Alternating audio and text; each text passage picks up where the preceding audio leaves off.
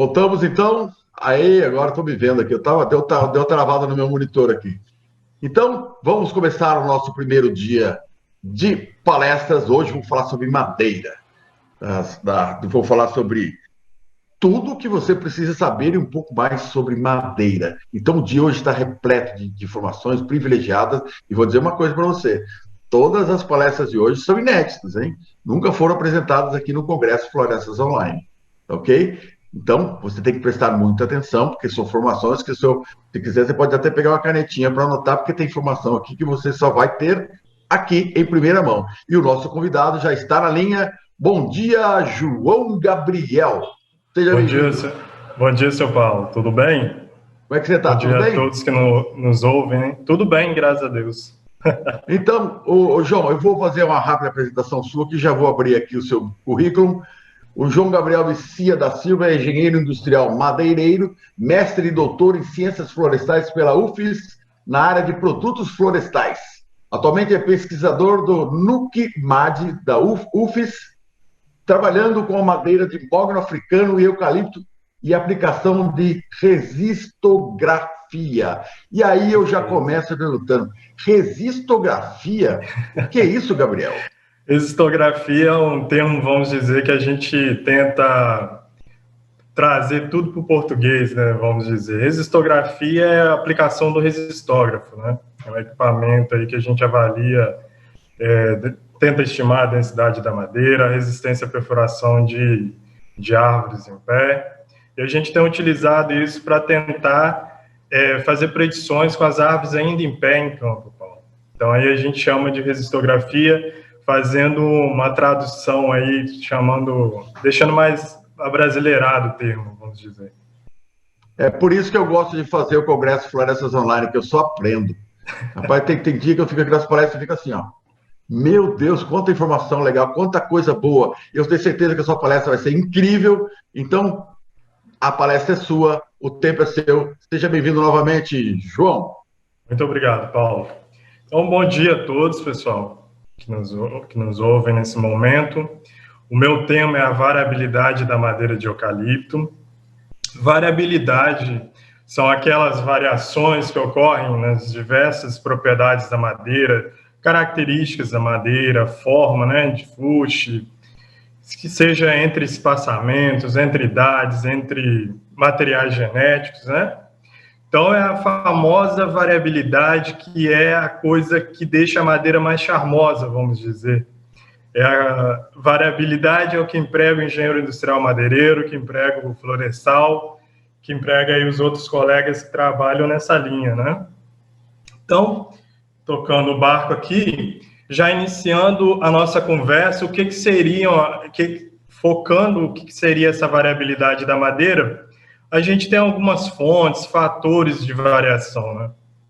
E essas fontes de variação que vai trazer variações das propriedades mecânicas, físicas, anatômicas principalmente, que vai contribuir com a física e com a mecânica. Então, a gente já começa com fatores de variação lá nas diferentes espécies de eucaliptos, né? Dos materiais genéticos implantados no Brasil e no mundo. Há essa fonte de variação, né? Entre árvores de uma mesma espécie ou clone, também ocorrem variações, e isso é importante a gente entender, porque a gente tem a famosa amostragem, né? Que a gente tenta aí ser o mais fiel possível do que está ocorrendo dentro da floresta, mas pensando também em eficiência operacional e redução de custos. Então, também ocorrem variações dentro de uma mesma árvore, que é o que eu vou focar hoje, certo? Dentro de uma mesma peça, a famosa anisotropia, em que os planos aí, tangencial, transversal e o radial, têm diferenças tanto da anatomia, que vai contribuir com diferenças de cor da madeira, propriedades, contrações, né? Variações entre as idades das árvores. Então, essa aqui também é uma fonte de variação muito grande. Atualmente, o nosso suprimento é todo praticamente de madeira juvenil, porém, a madeira, talvez a mais desejada e almejada para a construção civil, para a madeira serrada, seja a madeira em idades mais avançadas, em idade em que já ocorreu a transição do lenho juvenil para o adulto.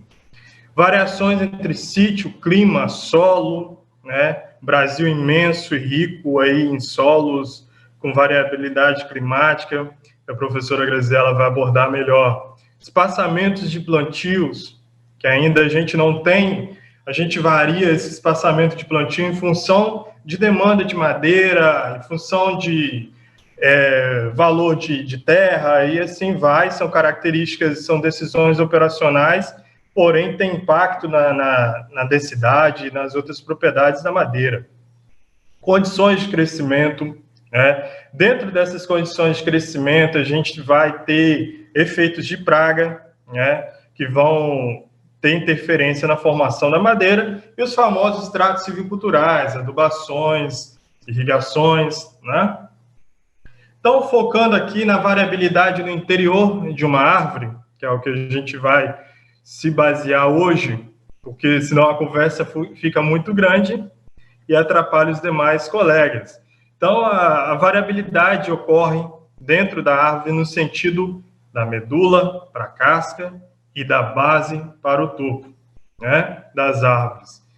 Dentro desse contexto, principalmente ao longo do diâmetro, a gente tem o cerne e o alburno, que vão trazer aí, variações também para as propriedades físico-mecânicas, cor da madeira, químicas, né? Cerne tem mais extrativos e uma coloração mais escura, e vai dar um destaque na madeira, né? O lenho inicial e o lenho tardio, né? Que vão formar os anéis de crescimento. Aqui nesse exemplo, na figura, a gente tem aqui, deixa eu só colocar um marcador, desculpa. Então, a gente tem aqui essa diferenciação do lenho tardio, né? Lenho mais escuro, mais denso, e o lenho inicial aí formando o anel de crescimento. O lenho juvenil, que é aquela madeira formada lá no início do crescimento das árvores, aí com o desenvolver aí dos anos, ocorre uma transição e começa a formar o lenho adulto. Características que a gente tem que avançar ainda na pesquisa em qualidade de madeira para os diversos materiais genéticos, mas encontra dificuldades em função da falta desse suplemento em idades mais avançadas. O lenho normal e o lenho de reação, o lenho de reação que é formado aí como uma tentativa da árvore para manter essa árvore em pé e resistir aí a um efeito no plantio durante o crescimento, vamos dizer. Então, por que avaliar a variabilidade da madeira? O que isso é importante para a indústria e para a pesquisa, vamos dizer? Se a gente hoje envia talvez um artigo para um colega, um pesquisador aqui da área que atua na ciência da madeira, talvez ele vá dizer que variabilidade é um termo bem definido. Perfeito.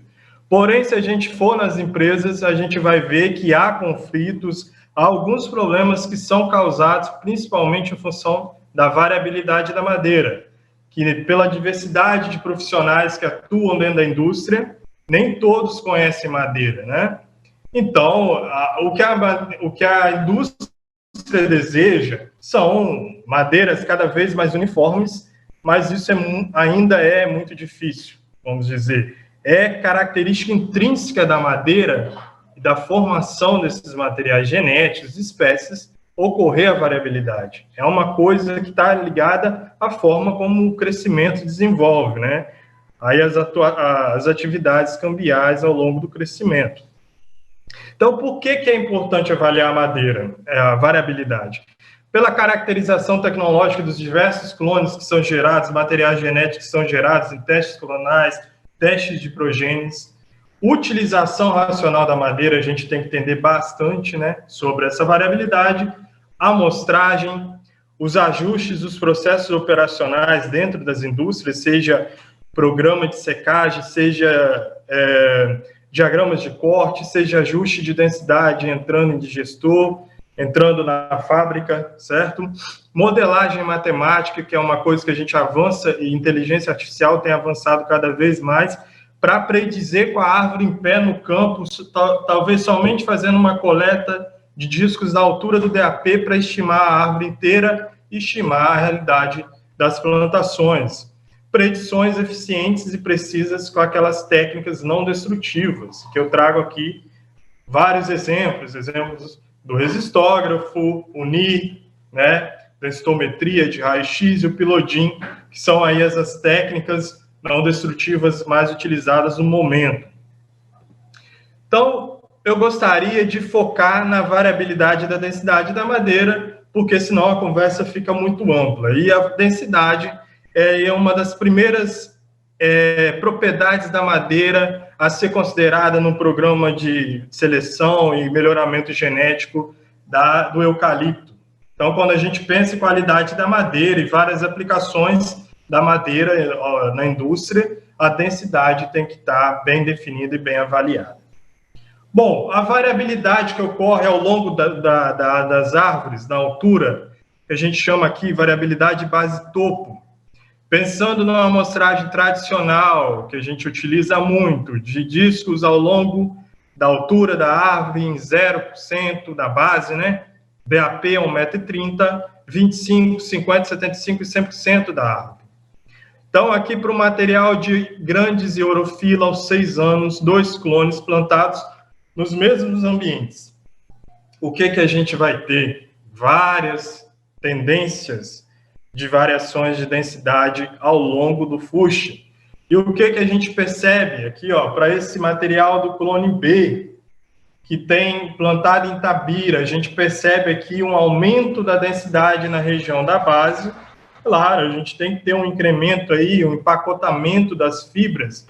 Densidade está muito relacionada com a espessura da parede das fibras e com as proporções de vasos e fibras que eu tenho ali na minha madeira naquele momento. Então, para manter essa árvore em pé, talvez o ambiente seja um ambiente que tenha muita ocorrência de ventos, eu tenho que ter um adensamento da densidade na região da base para que eu consiga sustentar essa árvore.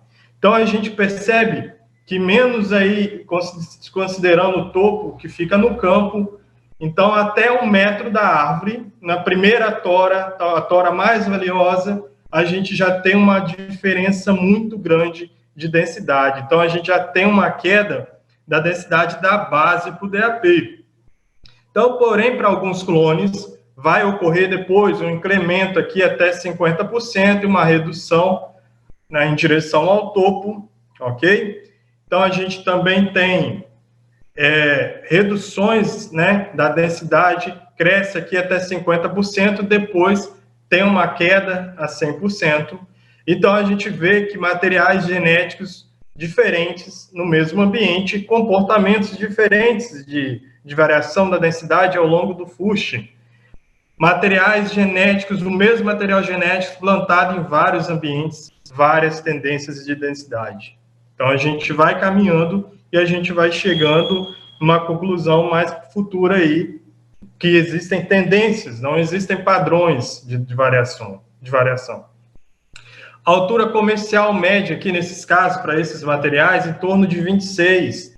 Então, aqui, até 25, vamos pegar um clone aqui, até 25 em ferros, clone B, 25, 26% vai dar em torno de 6,5 metros de altura. A gente tem uma primeira tora, se fosse para madeira serrada, uma tora de 5 metros, a gente vai ter uma variação de densidade ao longo do comprimento dessa tora muito grande, né? Então, é isso que a gente tem que informar, buscar entender como que essa variabilidade ocorre. E se eu for trabalhar com modelagem aqui, eu tenho que entender que tem uma queda no DAP, e esse DAP, por vezes, não vai ser tão representativo da média da árvore. Se a gente traçar uma linha aqui, essa média está bem longe do DAP. Então, seguindo, materiais aqui, 12 clones, uma média geral de 12 clones de eucaliptos grandes orofila aos 6 anos de idade, uma queda de 5,20% aí no DAP. Característica desses materiais, queda no DAP e uma intensidade de densidade na base. Grandes de orofila ainda, várias idades, a gente tem aqui, materiais com 6 anos, quase formando a mesma tendência, porém aqui uma amostragem sem amostras à altura do DAP, em que a gente tem ainda até 25%, quedas de densidade, depois um incremento, depois uma queda novamente. Então, aqui, ó, materiais todos de 6 anos, plantados em várias regiões diferentes de Minas Gerais. Grandes urofila. Bom, urofila com 8 anos, plantado em São Paulo, com densidade menor, aí, claro, tem variabilidade entre os materiais genéticos. Porém, a gente também tem quedas aqui, na região, até na região de 25%, e depois, para esse clone aqui, o clone AINS, com 6 anos de idade, ele tem um crescimento mais, sem muita variação, a partir de 25%, né, vamos dizer. Então, novamente, várias tendências de variação. E o grande urofila com 6 anos, aqui o material consorciado, com diferentes proporções de acácia, temos variabilidade. Então, aqui a gente tem material testemunha, uma área experimental com 100% de árvores aí com eucalipto, né? O eucalipto aqui com 25%, a queda no DAP mais intensa, talvez, que em 100%, com 50% o mesmo padrão que 25%, e quando baliza 50% de árvores de eucalipto, 50% de acácia, essa variabilidade ela fica menos intensa, menos sinuosa a curva.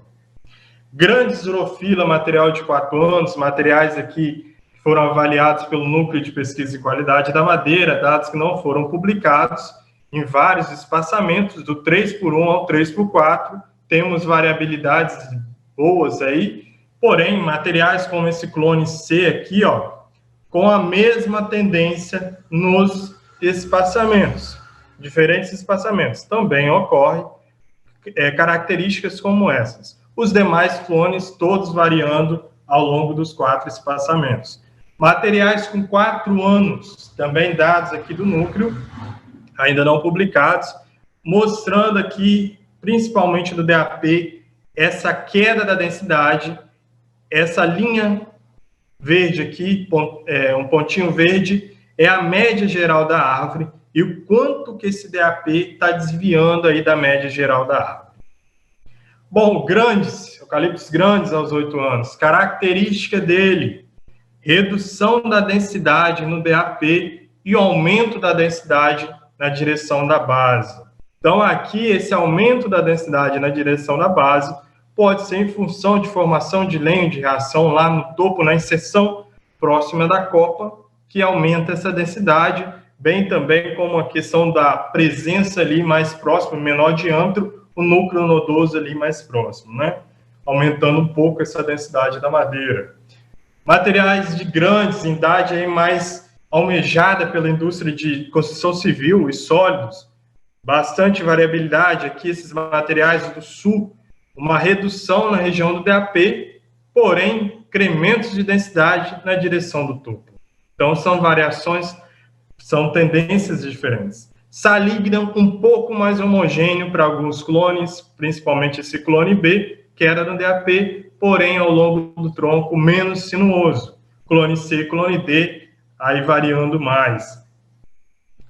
Materiais aqui, esse material avaliado pela estudante aqui do Núcleo de Pesquisa e Qualidade, a Gabriela Morim, dados ainda não publicados, material do TEX, plantados em diferentes regiões do Brasil, com déficit hídrico, né? Então, a gente tem várias tendências aqui para o Salignan, para o grandes, urofila e para o urofila. O Salignan um pouco mais homogêneo, com redução ao longo do topo, da base para o topo de 6,5%, grandes urofila 8,5%, e o urofila redução de 8,8%. Várias tendências diferentes saindo da média em alguns casos se cruzando na média em alturas maiores, aí chegando a 50% do fuste. Materiais de glóbulos, a avaliação aqui é a amostragem feita a cada 10% da altura comercial. Uma amostragem muito rigorosa, em que a gente tem aí em 30% da altura comercial, em torno de 4 metros, a densidade é igual à densidade média geral da árvore. Ou seja, uma posição muito difícil para a gente amostrar, que a gente trabalha principalmente em 1,5 metro por segurança e ergonomia.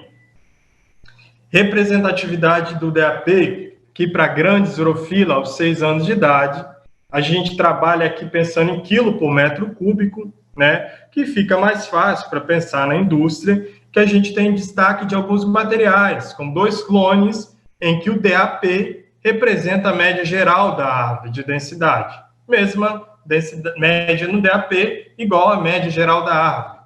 E materiais como o clone 4, que a gente vai ter uma diferença em torno de 60 quilos da média do DAP para a média geral da árvore. É uma queda de 60 quilos. Então, é um valor considerável quando a gente pensa em ajuste de processos dentro de uma fábrica. Ok? Outros materiais aqui também, com 10%, aí, em torno de 10%, é a queda da densidade do DAP em relação à média geral da árvore. Bom, variabilidade medula-casca, tendências mais semelhantes. Aqui a variabilidade ela não apresenta tantas tendências de variação como ao longo do tronco. A principal variação que ocorre é uma densidade menor próxima da medula, aumentando em direção para a casca, porém com clones aqui, ó, que com praticamente em Tabira, um clone de grandes urofila, uma densidade praticamente linear. Várias espécies de eucaliptos aqui, principalmente esses eucaliptos aqui, não tradicionais, com mesmo comportamento de densidade aí aos 10 anos. A mesma variação, uma queda até 25%, aumentando, ficando aí, chegando ao ápice na região da casca da árvore. Saligna, variações, porém, procedências próximas aí, mesmo comportamento. Pulminífera variando mais, o glóbulos e o grandes com maiores variações ao longo do diâmetro. Materiais de urofila, várias idades diferentes, comportamentos diferentes. Porém, aqui material com 6 anos, praticamente linear ao longo do FUSH, nessa amostragem de 0 até 100%, proporcional aí. Materiais de grandes também, aumentando a densidade, em alguns casos, praticamente linear da medula para a casca. Então, a medula aqui está próxima desse 0% e a casca próximo de 100%.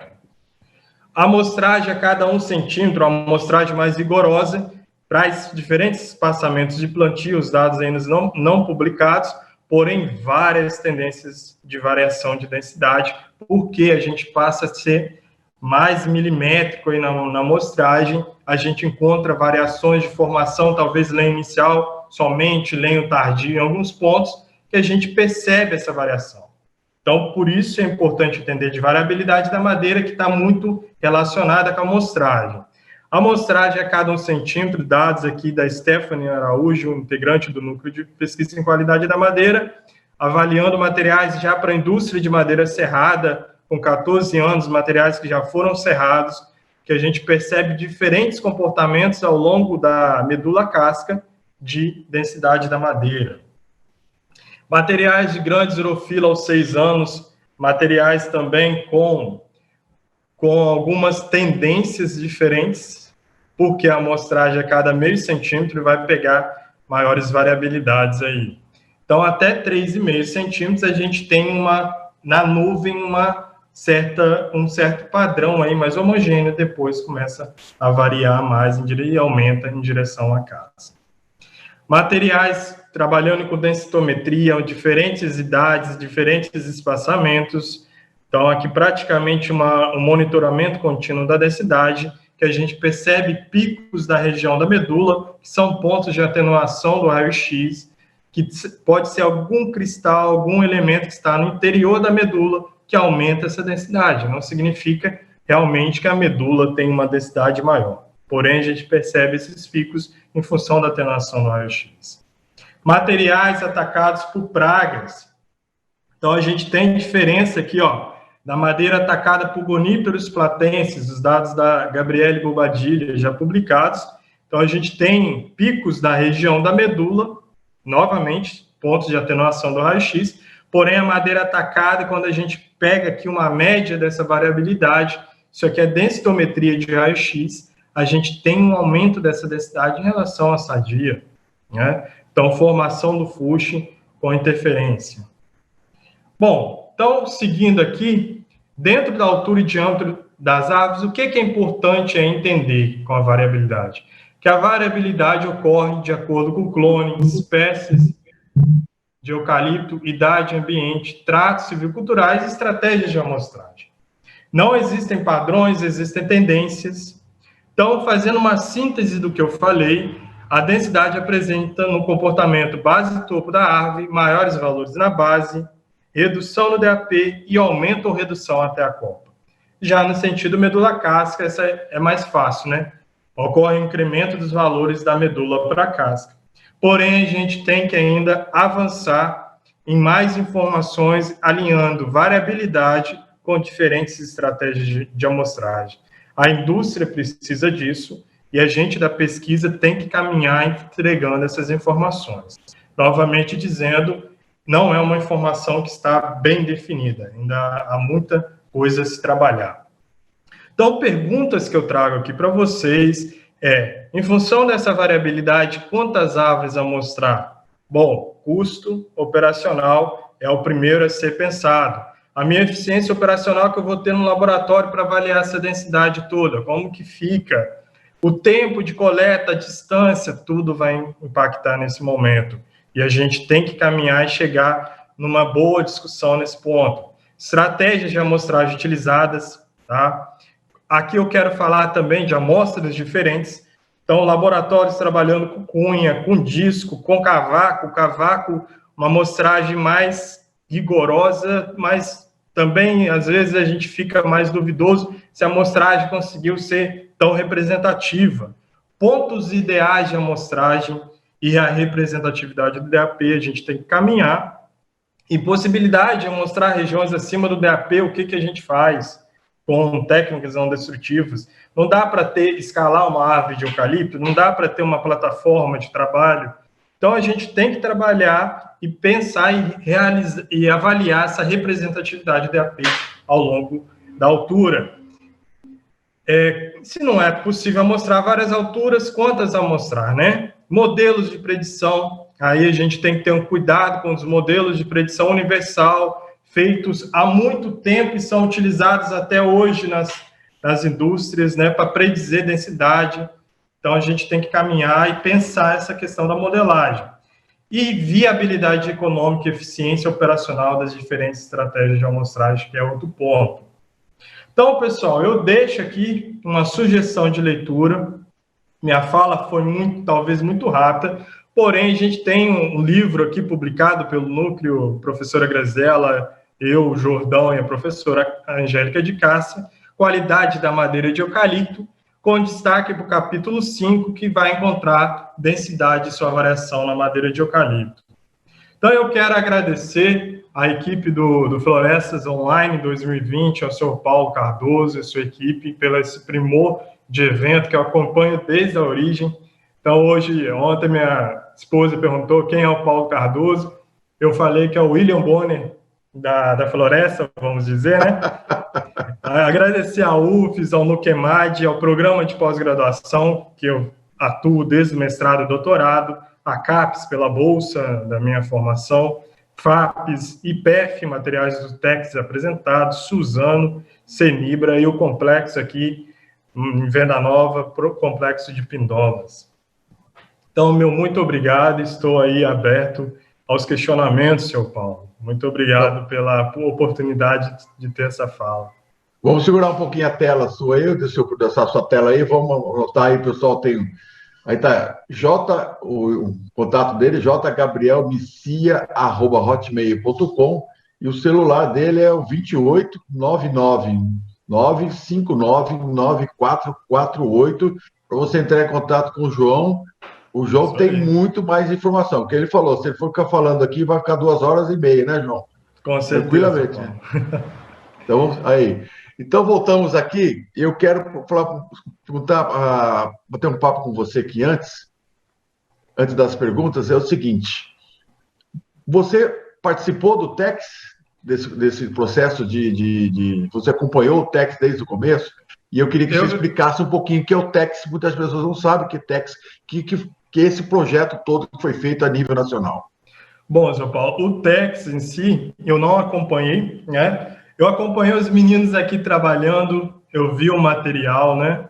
Cheguei, eu gosto sempre de... Chegou no laboratório, eu tenho que ir lá conhecer, é uma característica do madeireiro, gostar de madeira, né? Então, a gente vai lá e sempre está acompanhando os meninos aí. Um projeto fantástico, né? Com várias empresas do Brasil e do Uruguai também, né?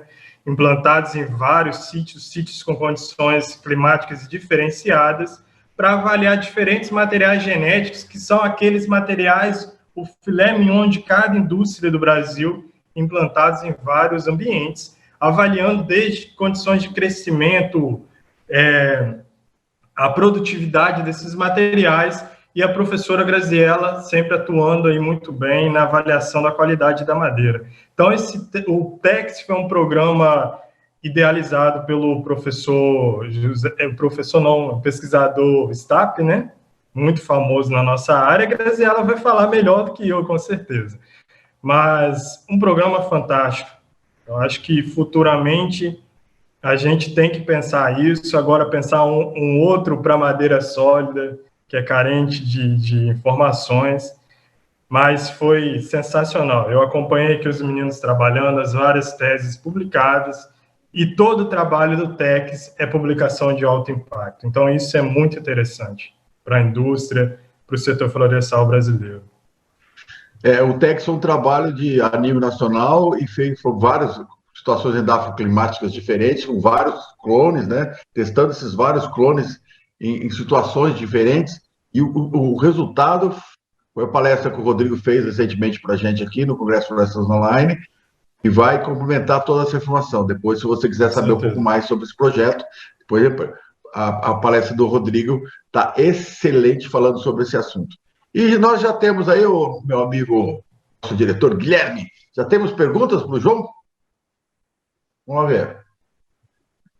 E aí, a primeira pergunta do dia vem da Argentina. Está internacional hoje, João. Do Martins Santos Acosta, do INTA, Instituto Nacional de Tecnologia Agropecuária, que é o similar da Embrapa lá na Argentina, e fica em Concórdia. Qual a diferença de densidade entre o Grândice e o Saligna, João? Bom, o Saligna, falando em variabilidade, no caso, será? A variabilidade do Saligna, como eu mostrei, ele é mais homogêneo ao longo do tronco, se eu estou bem lembrado. O Grandes, ele tem um incremento muito grande de densidade na base e uma redução característica no DAP. Então, o Saligna, ele forma ao longo do tronco densidade com variações menores do que o Grandes, tá? O Grandes tem uma redução característica aí da base para o DAP, e depois variações, ou reduz em direção ao topo, né? Ou aumenta. Então, o Grandes, ele é mais variável em densidade ao longo do fuste. O Saligna é mais homogêneo. Vamos lá, então. Temos mais uma pergunta. A pergunta vem da Luzia Silva. Por que na região do DAP, tem menor densidade em relação base-topo e é usada como medida da árvore? Bom, eu vou responder em função da amostragem primeiro. Essa é a pergunta de ouro, tá? Obrigado por fazer essa pergunta. Eu acho que eu passei batido nessa informação. Por que a gente amostra DAP? 1,30 m no Brasil, em alguns países 1,50 m, e outras variações, 1,40 m. Bom, DAP 1,30 m, para campo, operacionalmente, pensa, por exemplo, o resistógrafo, a gente consegue trabalhar com até 100, 150 aves no dia. Se eu for variar isso ao longo do tronco, a minha coluna não vai aguentar. Meu porte físico aqui não vai aguentar. Até quem faz academia, o que for, não vai aguentar. Então, operacionalmente, o DAP é tratado como uma região de referência da árvore, vamos dizer, para todas as avaliações. Então, a gente mede diâmetro inventário no DAP. E a gente da qualidade da madeira também caminha avaliando o DAP. Então, a gente tem ergonomia, mais facilidade, e trabalhando apenas com o DAP, por quê? porque nem sempre eu vou ter no meu laboratório toda uma estrutura para trabalhar com os discos, cunha, cavaco ao longo do fuxing. Então, eu tenho que ter uma região que seja representativa, padrão para todas as árvores e que vai me ajudar em eficiência operacional de laboratório. Por isso, a gente trabalha com DAP. Em relação à pergunta ouro, por que ocorre essa redução da densidade no DAP? Bom, precisamos caminhar mais nisso. A gente ainda não tem uma resposta do que pode ocorrer. Ocorre o que causa a redução da densidade? Espessura de parede menor, né? E maiores proporções de vasos, pode ser. Porém, uma explicação ainda científica do que ocorre com para reduzir essa densidade no DAP, ainda não temos. Então, a gente está caminhando ainda nessa busca. Bom, eu não tenho conhecimento ainda. Se tiver algum colega que tenha, por favor, entre em contato com a gente para a gente conversar mais sobre isso. Então, infelizmente, a resposta não está muito clara ainda do que ocorre para o DAP ser menor. Porém, uma vez que a gente sabe que é menor, a gente tem que modelar, a gente tem que entender as diferenças de densidade que ocorrem e trabalhar com isso, enfrentar esse desafio. É aí que está a oportunidade de atuação do engenheiro industrial madeireiro, do florestal, né? Entender que isso ocorre e conhecer essa madeira muito bem. Ok, mais uma pergunta, vamos lá. Enquanto o João molha as palavras, né, João? Olhando as palavras. Pergunta do Antônio Félix Sacramento. Existe uma explicação científica para a tendência de queda de densidade na altura do DAP em quase todos os materiais genéticos? Foi realmente que eu terminei de falar, ainda não temos uma explicação científica do que ocorre para ter essa queda. Assim, pode ser, alguns materiais genéticos a gente vê que o DAP está mais próximo, apesar dessa queda, ele está mais próximo ao longo do tronco e da densidade, vamos dizer, se a gente traçar a média geral, ele está mais próximo. Por quê? Alguns materiais aumentam muito a densidade da base. Da base já é mais, teoricamente, já é mais entendível, vamos dizer. Por que a árvore precisa aumentar a densidade, ter o empacotamento das fibras? Porque ela tem que resistir ou manter o fuxo em pé, né? Então, à medida que a gente vai crescendo ao longo do desenvolvimento da árvore, claro, os materiais de 6, 7 anos a gente não vai ter. Materiais em idades mais avançadas, a gente já tem formação de lenho adulto. Então, o lenho adulto, a gente já tem um incremento da densidade. Então, a base aumenta muito a densidade por isso. Porém, a gente percebeu para alguns grandes que essa densidade de materiais mais avançados na base é um pouco maior que o DAP, porém, lá no topo, uma densidade bem maior que a base, que está relacionada aí com lenho de reação, com certeza. Então, o topo, lenho de reação, proximidade de núcleo nodoso, um nó ou outro que ocorre, a base, essa resistência, uma formação aí da fisiologia da árvore para manter ela em pé, porém o DAP não tem uma explicação científica até o momento dessa queda.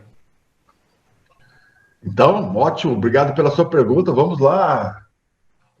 Obrigado pela pergunta e a resposta também em cima. Então o Martim está explicando, o Martim vai explicar agora.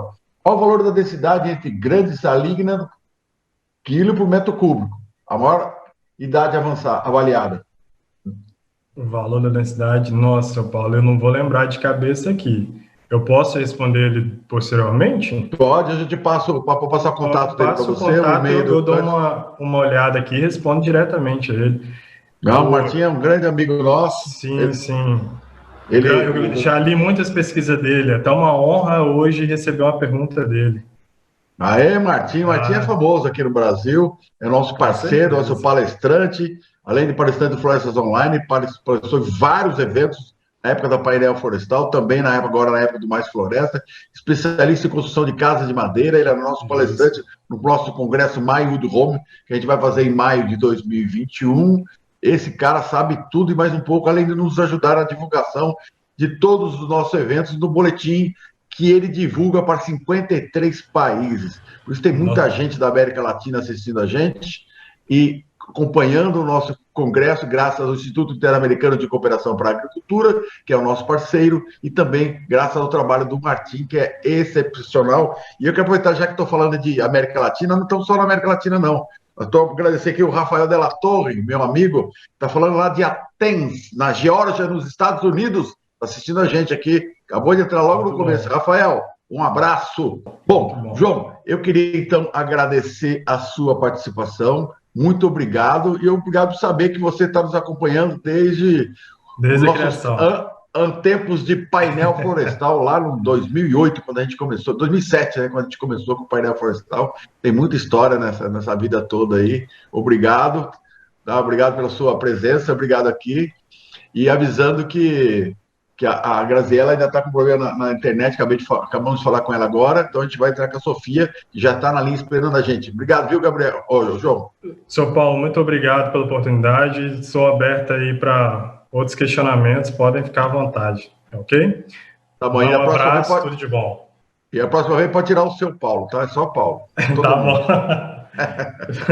Um abraço. Então vamos à próxima. Abraço.